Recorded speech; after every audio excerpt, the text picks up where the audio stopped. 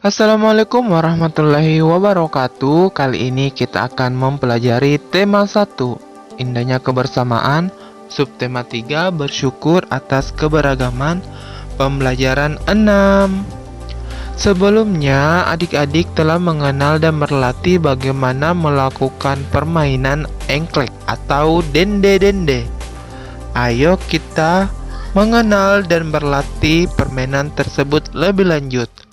Nah, tahukah kamu permainan tradisional engklek dapat dimainkan dengan beberapa cara yang berbeda? Permainan tradisional engklek dikenal juga dengan istilah angklek atau ingkling. Permainan angklek merupakan permainan berjalan atau melompat dengan menggunakan satu kaki pada bidang datar dengan peraturan yang disederhanakan dan disepakati oleh para pemainnya. Permainan tradisional ini memiliki banyak variasi tergantung kesepakatan yang memainkannya. Berdasarkan penelitian, ditemukan 43 jenis permainan engklek. Namanya pun berbeda-beda di tiap daerah. Istilah engklek yang biasa digunakan di daerah Jawa, pola peta engklek ada 11 macam yang biasa digunakan di Jawa. Jenis engklek ebrek atau engklek gunungan. Disebut apakah permainan engklek di lingkungan tempat tinggalmu? Nah, kalau kita disebut dende-dende. Nah, salah satu alat yang digunakan dalam permainan engklek adalah gacuk atau batu. Gacuk tersebut dilemparkan ke kotak-kotak tertentu pada kotak-kotak yang terdapat pada pola sesuai aturan bermain. Nah, di sini Bapak punya pola permainan engklek. Ada pola pesawat, pola gunung, dan pola baling-baling. Nah, di daerah di kita biasa yang digunakan adalah dende bulan. Nah, kemudian di sini Bapak punya bacaan, silakan adik-adik pause dan dibaca terlebih dahulu.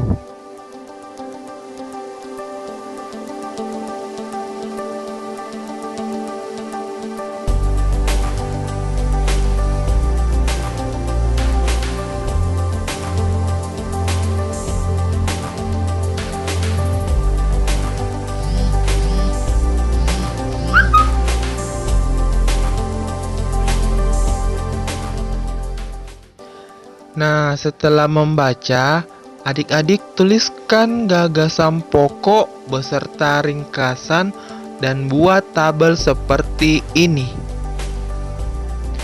Nah, adik-adik masih ingat kan bagaimana cara mencari gagasan pokok dan bagaimana cara meringkas? Nah, di sini Bapak akan memberi contoh bagaimana cara mencari gagasan pokok dan meringkas. Nah, pertama-tama kita harus membaca pada paragraf. Siang ini hujan turun deras. Udin berjalan kaki pulang dari sekolah. Udin tidak membawa payung, sehingga tubuhnya basah kuyup. Sampai di rumah, Udin segera mengganti pakaiannya. Ibu memasakkan air hangat untuk membasuh badan. Setelah makan siang, Udin mulai merasa kurang sehat. Udin kedinginan. Ibu melihat Udin yang mulai terbaring lemas. Wah, besok ada ulangan matematika. Malam ini Udin harus belajar. Ibu tahu apa yang harus dilakukan agar Udin segera pulih. Ibu membuat wedang jahe untuk Udin. Wedang jahe artinya minuman yang terbuat dari jahe, yaitu minuman khas Jawa Tengah yang memberikan rasa hangat bagi tubuh. Nah, ingat gagasan pokok itu terdapat di awal, di tengah, dan di akhir. Nah, menurut Bapak, gagasan pokoknya terdapat di tengah, yaitu ibu membuat wedang jahe untuk Udin. Nah, ini dari gagasan pokok ini bisa diringkas menjadi seperti ini. Udin sakit karena kehujanan dan ibunya Udin membuatkan wedang jahe agar Udin cepat pulih. Nah, tugasnya adik-adik silakan dikerjakan pada paragraf 2 dengan paragraf 3, kemudian buat ringkasan. Oke, baik, kita lanjut. Tuhan Yang Maha Esa menganugerahkan kita keragaman, yaitu keragaman suku, agama, sosial, dan budaya, hingga makanan tradisional. Keragaman tersebut perlu kita hargai dan syukuri. Selalu menunjukkan sikap yang santun dan peduli kepada orang yang memiliki latar belakang yang berbeda dengan kita adalah merupakan hal terpuji.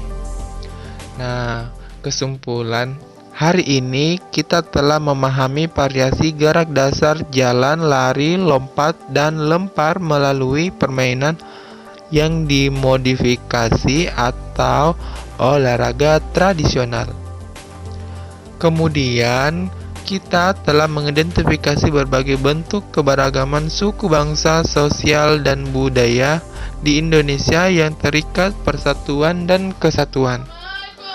Kemudian, yang terakhir, mencermati gagasan pokok dan gagasan pendukung yang diperoleh dari tes lisan, tulis, atau visual. Nah, ini adalah video terakhir dari tema 1. Adik-adik ingat kerjakan tugasnya, menentukan gagasan pokok dan meringkas pada bacaan.